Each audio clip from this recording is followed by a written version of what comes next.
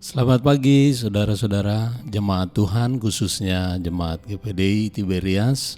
Sebelum kita mendengarkan renungan firman Allah, mari kita sama-sama berdoa. Bapa di surga, kami mengucap syukur buat hari yang Tuhan berikan, dengan kami dibangunkan dalam tubuh yang sehat. Sebelum kami menjalani hari ini, kami ingin hidup kami dilandasi dengan kebenaran firman Allah. Urapi kami hamba-Mu maupun setiap jemaat Tuhan yang mendengar firman Allah ini. Di dalam nama Tuhan Yesus. Amin. Firman Tuhan terdapat di dalam kitab Kisah Para Rasul pasal yang ke-16 ayat yang ke-6.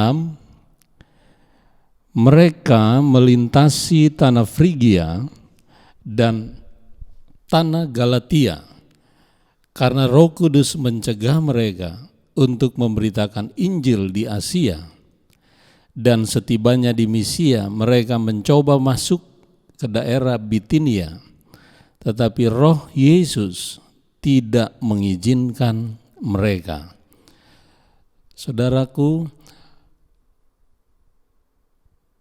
peran dan karya Roh Kudus tidak bisa lepas dari kehidupan gereja Tuhan, termasuk kehidupan kita sebagai jemaat Tuhan. Terlebih kita sebagai umat-umat Tuhan yang mendapatkan amanat agung daripada Tuhan Yesus untuk pergi memberitakan Injil ke setiap bangsa. Peran Roh Kudus sangat kita perlu dan sangat kita butuhkan. Lewat pengalaman daripada Rasul Paulus dan Silas di dalam perjalanannya mengabarkan Injil, yang rencana awal mereka akan menuju ke provinsi Asia, tetapi karena Roh Kudus mencegah mereka, Roh Kudus tidak mengizinkan mereka masuk ke provinsi Asia. Oleh karena Roh Kudus menginginkan mereka untuk pergi memberitakan Injil ke Makedonia. Sebab di sana ada jemaat-jemaat Tuhan yang haus, yang rindu, yang butuh akan pelayanan dan pengajaran-pengajaran firman daripada mereka. Dari hal ini juga kita diajar oleh firman Tuhan sebagai umat-umat Tuhan yang harus memenuhi tuntutan firman Allah.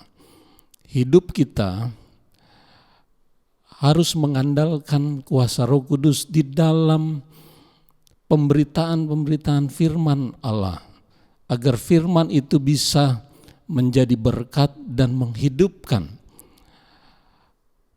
Dan benar memang lewat apa yang kita bisa baca di dalam kitab Kisah Para Rasul 16 ini, jemaat-jemaat Tuhan di Makedonia betul-betul membutuhkan pelayanan firman.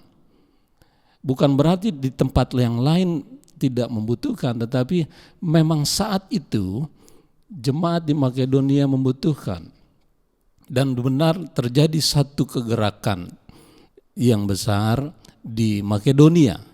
Kalau kita teringat juga dengan pelayanan daripada Filipus yang dibawa oleh Roh Kudus dan dipertemukan kepada seorang sida-sida yang begitu haus akan kebenaran firman Allah. Dia datang dari Ethiopia untuk mendapatkan pengajaran di Yerusalem, tetapi karena dia tidak menemukan hal itu, dia kembali pulang. Tetapi dalam perjalanan pulangnya, dia dipertemukan dengan Filipus. Dan di situ dia mengalami berkat Tuhan dan dia boleh mendapatkan kelahiran yang baru. Dan kehidupan kita sebagai anak-anak Tuhan, sebagai umat-umat Tuhan, juga kita perlu penyerahan sesungguhnya kepada Roh Kudus, terutama di dalam pemberitaan Injil firman Allah. Sebab gereja tanpa peran Roh Kudus maka tidak akan menghasilkan sesuatu kegerakan, tidak akan menghasilkan satu pertobatan atau menghasilkan jiwa-jiwa. Itu poin yang pertama. Poin yang kedua, apa peran Roh Kudus dalam kehidupan pribadi kita sebagai umat-umat Tuhan?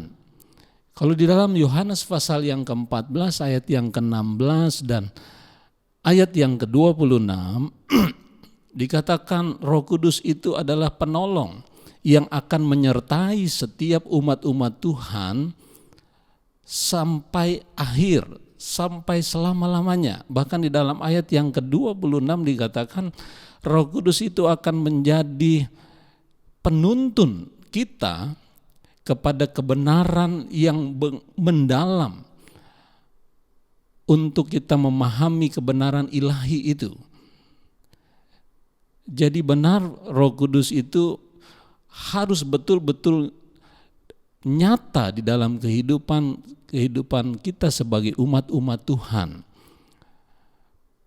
Kita tahu saudara, menghadapi tantangan dunia yang hari-hari ini begitu berat, dengan kekuatan kita sebagai manusia kita tidak akan sanggup, tetapi dengan pimpinan Roh Kudus, pimpinan daripada Roh Kudus yang menuntun kita berjalan di dalam kebenaran firman Allah, kita akan dimampukan, kita akan diberi kekuatan.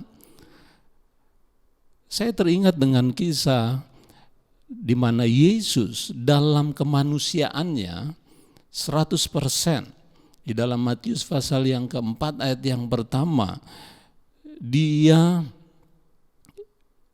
setelah melakukan puasa 40 hari 40 malam, dia dibawa oleh Roh Kudus ke padang gurun dan diizinkan untuk dicobai oleh iblis. Dan yang kita bisa pelajari dari hal itu, dari 3 pencobaan yang Yesus alami, ada yang menarik. Yesus menangkal semua pencobaan daripada iblis itu dengan dia katakan, ada tertulis di dalam firman Allah. Ada tertulis dalam firman Allah. Artinya peran Roh Kudus dalam hidup saya dan saudara tidak selalu manifestasinya dalam hal-hal yang bersifat sesuatu yang mendatangkan keberkatan saja, tetapi peran Roh Kudus juga bisa membawa kita kepada satu keadaan yang mungkin tidak menyenangkan secara daging, tetapi di tengah-tengah masalah dan pencobaan itu kita bisa bertemu dengan Yesus. Kenapa? Ketika Yesus katakan ada tertulis di dalam firman Allah kita tahu di dalam Yohanes 1 ayat 1 dan ayat 14 dikatakan firman itu adalah Yesus sendiri. Jadi terkadang Roh Kudus bisa membawa kita ke dalam satu keadaan yang tidak menyenangkan, tetapi kita bisa bertemu dengan Yesus dan kita bisa mengalami berkat Tuhan, dan akhirnya benar, kemenangan itu bisa kita terima. Saya percaya dalam menjalani hari ini, ketika kita berserah penuh kepada Roh Kudus, mengizinkan Dia berdaulat, artinya berkuasa penuh di dalam hidup saya dan saudara, sekalipun kita dibawa kepada satu keadaan yang tidak menyenangkan, tetapi di situ kita bisa bertemu dengan Tuhan Yesus. Kiranya Tuhan yang akan menolong dan memberkati kita dalam mengawali dan menjalani hari ini, terutama di dalam kita memperingati hari kenaikan Yesus. Roh Kudus adalah Parakletos. Parakletos kita di bumi, sedangkan Yesus Parakletos kita di sorga, yang akan menjadi pembela kita di hadapan Bapa di surga. Puji Tuhan. Mari kita sama-sama berdoa. Terima kasih Tuhan, kami bersyukur buat firman Allah yang memberikan kami satu pemahaman bahwa sesungguhnya kehidupan kami tidak bisa lepas dari peran Roh Kudus. Kami ingin supaya Roh Kudus berdaulat penuh di dalam hidup kami, berkuasa penuh. Dan kami izinkan Roh Kudus memimpin dan menguasai hidup kami, supaya hidup kami dibawa kepada kebenaran. Di situ kami bisa berjumpa dengan Yesus, sekalipun di tengah-tengah situasi yang tidak menyenangkan, tetapi di situ ada damai sejahtera karena kami bisa melihat Tuhan Yesus. Berkati kami semua umat-umat Tuhan, siapapun yang mendengar renungan ini, biar nama Tuhan kembali yang dipuji dan dipermuliakan. Di dalam nama Tuhan Yesus. Amin.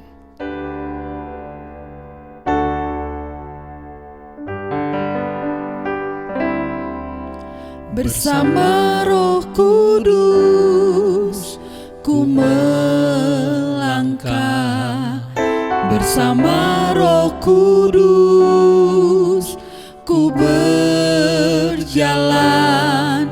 bersama Roh Kudus ku hadapi hidup penuh sukacita. Bila kau di dalamku, aku di dalammu, apa saja yang ku minta kau berikan. Damai dan sukacita yang tak dapat ku beli dengan harta kekayaan duniawi.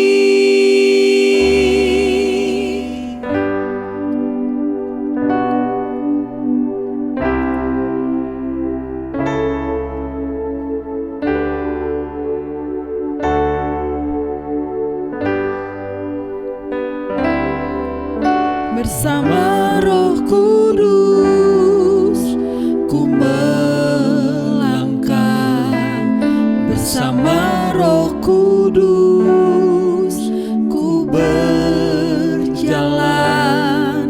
bersama Roh Kudus ku hadapi hidup penuh sukacita. Bila kau di dalamku, aku di dalammu, apa saja yang ku minta kau berikan.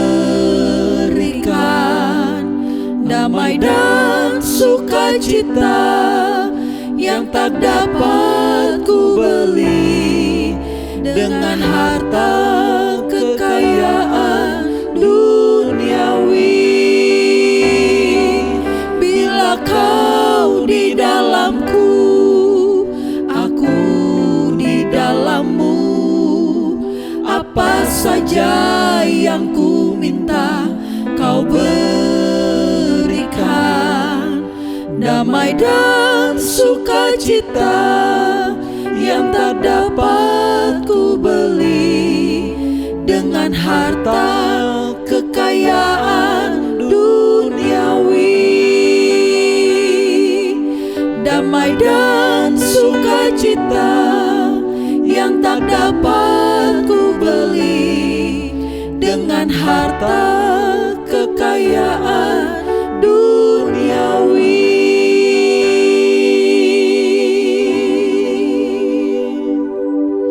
Selamat pagi, Tuhan Yesus memberkati.